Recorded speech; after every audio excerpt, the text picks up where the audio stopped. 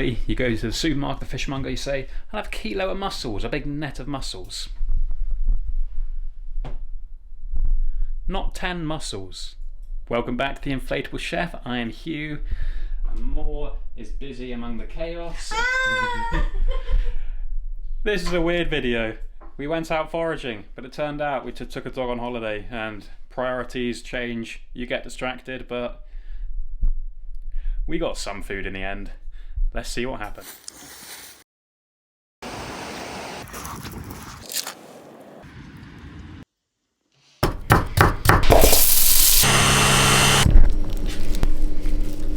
Now this little place, Woodland Courtney, it dates back to the 1200s, I believe. And it's the kind of place you've got a village shop owned by the villagers. And that's it. It is beautiful though. Middle of nowhere. Everything very old. So we've arrived at the cottage. Not a bad place to spend a week.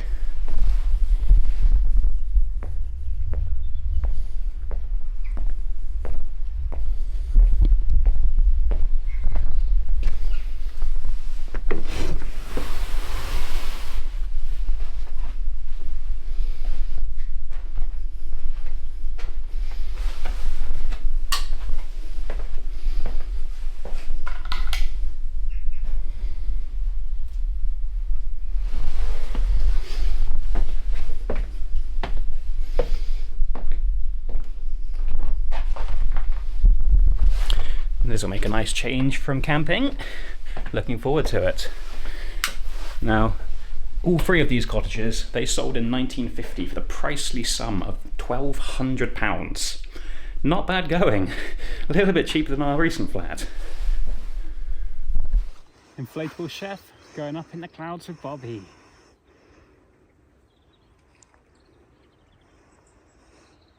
The beauty of Exmoor.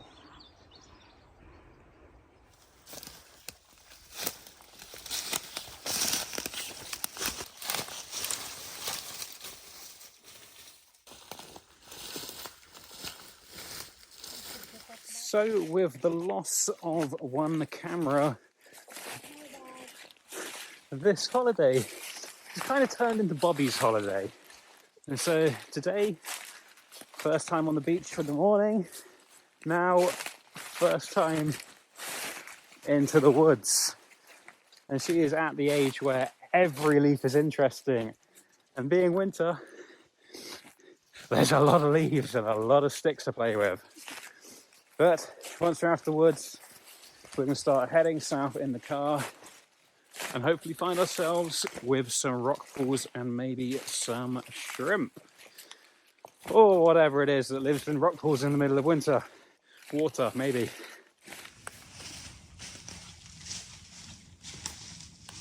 You've got to be a bit of a medieval maniac to come up in the woods and build yourself a stone hedge so that people don't nick your trees. Bobbie got tired. Footpath is that way. We're trying to go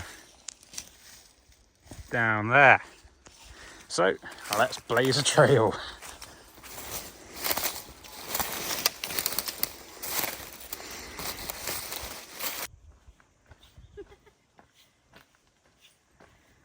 Slow down. High five, Bobbie. High five. Yay. Wow, pretty sunset, Bobbie. You can sit here longer.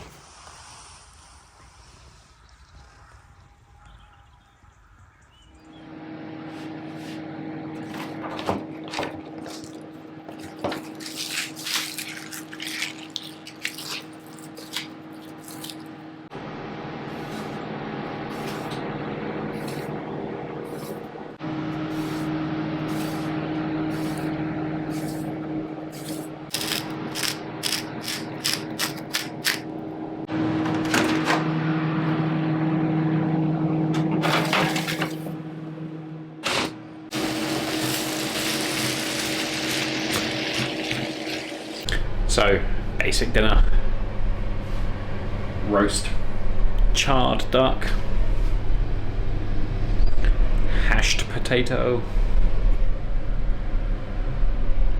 Rice is life. Now, time to get to bed.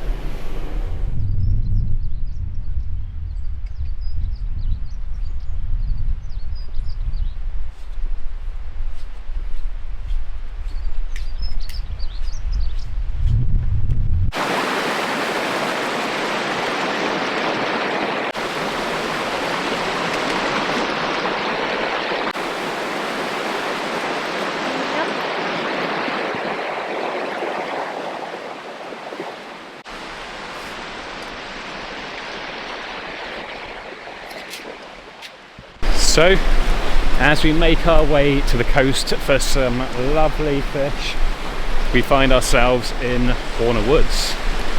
And this is classified as ancient woodland, which means it's at least from the 1600s. And while this is in seemingly the middle of nowhere, I mean not even passing points on the roads, you have a river. And in olden times, river meant power. And in this case, we're talking damming the river to power an iron mill. And now, in addition to the water for the mill, you also need charcoal as your form of power. And so workers would come out into the woods and charcoal pits would abound. And in addition to this, they would also use the woods to obtain tan bark. And they would extract the tannin from this, and that's then used in the making of leather. Good leather, that is. None of this chromium tanned leather.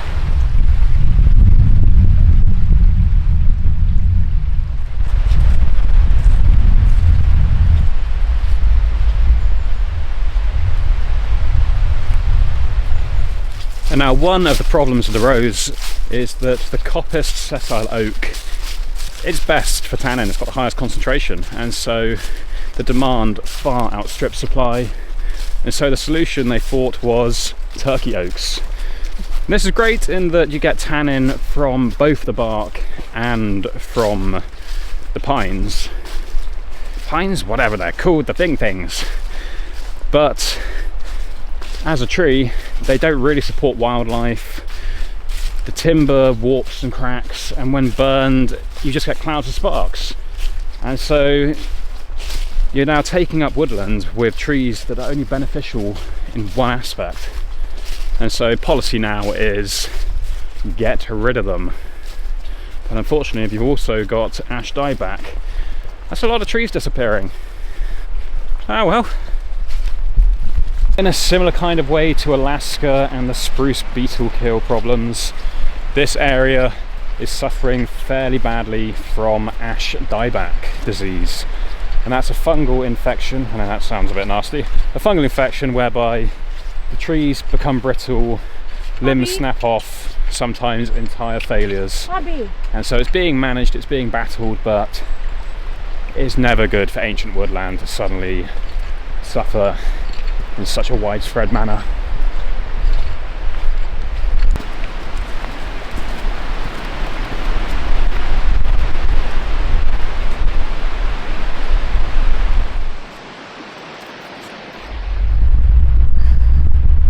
Playing in the mud, Bobbie? Oh Nope. yeah.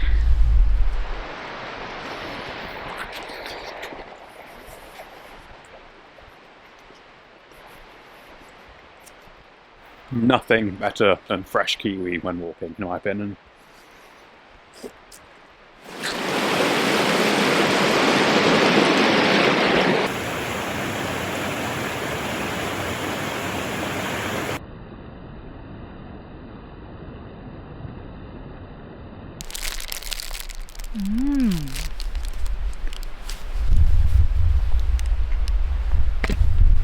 For longer. I have a knife, but Amor would rather just...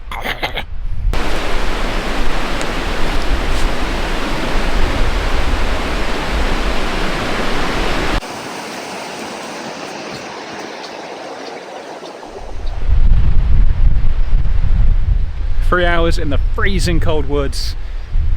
I think Bobbie knows what the deal is now. Outdoors, fun. Indoors, nah, not so much. Cardiff, even less so.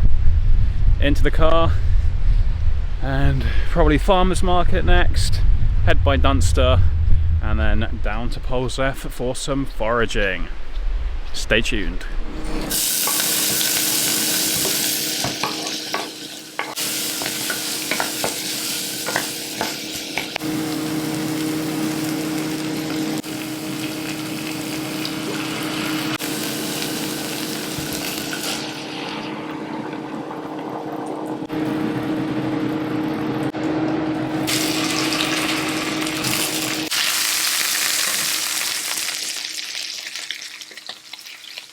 Lunch is made, let's get to the beach.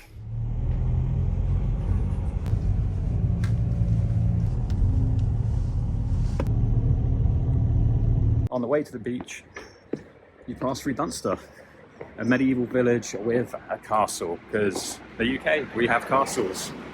Why not? And of all places, you have Bon Appetit, Filipino food. Oh yes.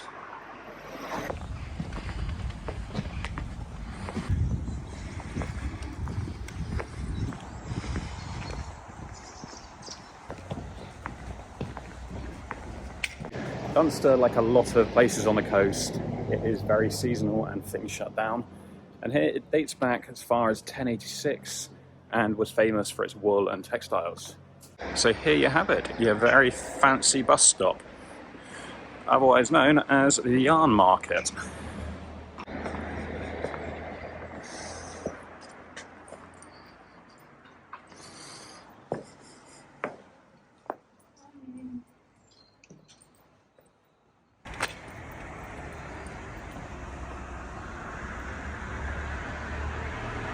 And now, interestingly, Dunster was once a port village, town, whatever you call it. But then, with receding seas, it suddenly finds itself landlocked, and you lose a major form of shipping your wool.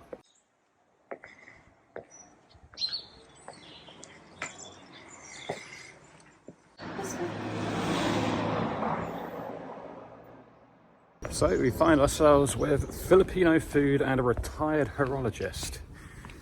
It's interesting what you find in these little places. And that was a cool clock. I don't have money for that though. In the olden times, where you had wool, you ended up with very nice churches.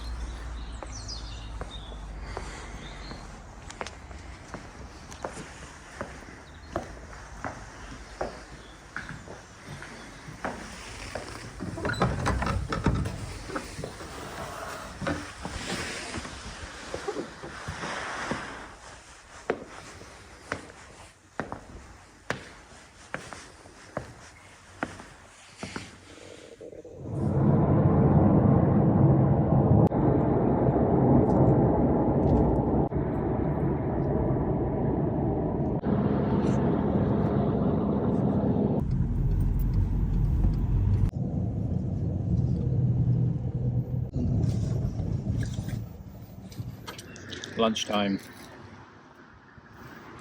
Tomato ragu, beef burger, pita bread, done. Thank you.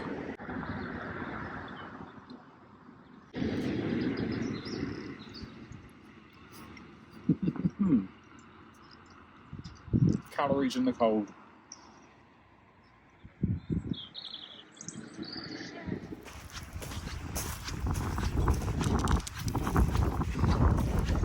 It's too deep for you, Bobs. And from the hills and the forests, we are now at the sea. A long drive, but worth it. January, that means mussels. Mumps of an hour, you're all good to go.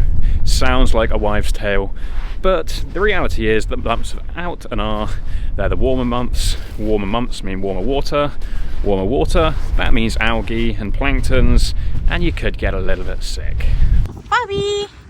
These are called mussels. Bobbie! Bobbie!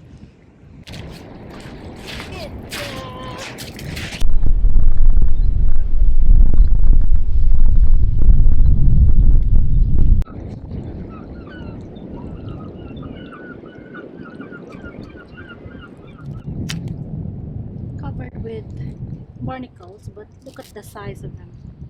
Wow. Smell it. this is a mussel. So they're covered in particle, but if you just rub them against each other, so Bobbie gets excited. Bobbie can see even clearly. Look at the size difference. So it's a typical size here, but I think this is the biggest one we've ever seen. I can't. Wow. Size of your hand. Compared to the normal size. Wow! Important life hack. Buy a dog. Then, every time you go to the beach, you've got foraging bags. So it is bright and blue, and while that is nice, it also means it's about 2.5 degrees, and so any thoughts of diving, getting in the sea, not happening. As bizarre as it sounds, camping in the woods in Scotland and diving is much more preferable, because at least then you have sleeping bags, you have a tent, you have somewhere comfortable to get changed. Not one big beach and then a long cold walk back to your car.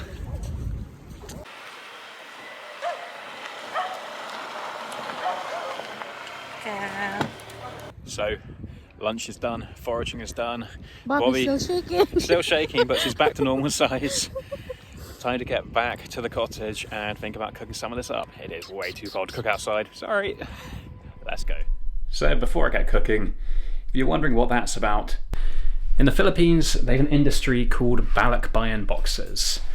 And basically, overseas workers, well, to them, what is an everyday commodity, back home for their family, that's a luxury. You pay an amount of money, they deliver a box to you, you fill it with anything you want. It could just be Toblerone, which in the Philippines is behind glass in the shops.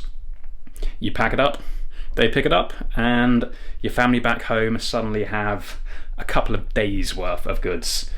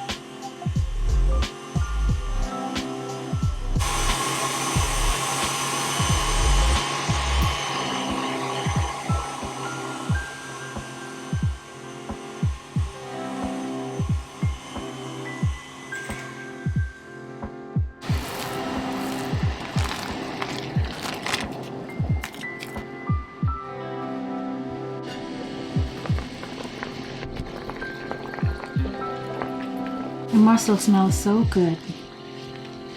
It's right in front of my nose.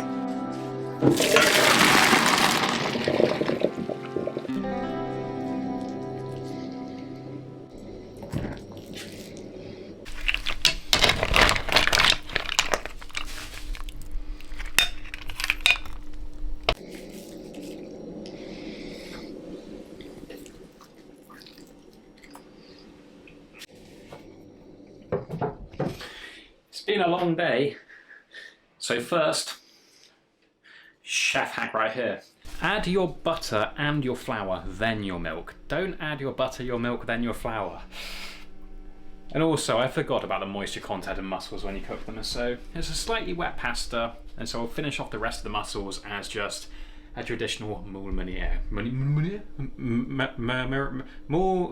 mussels and cream. It's going to taste good though. Looking forward to it. It's been a long day. 6 hours driving for these. I'm pretty sure we could have just gone to Waitrose. Hey ho. They're not this size in Waitrose though. Somebody's smelling it. I gotta say, I've had a hand crank pasta machine for years, and it does the job admirably well.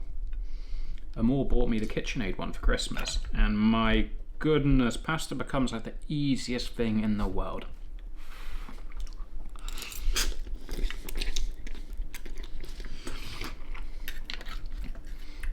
And there's nothing like fresh pasta.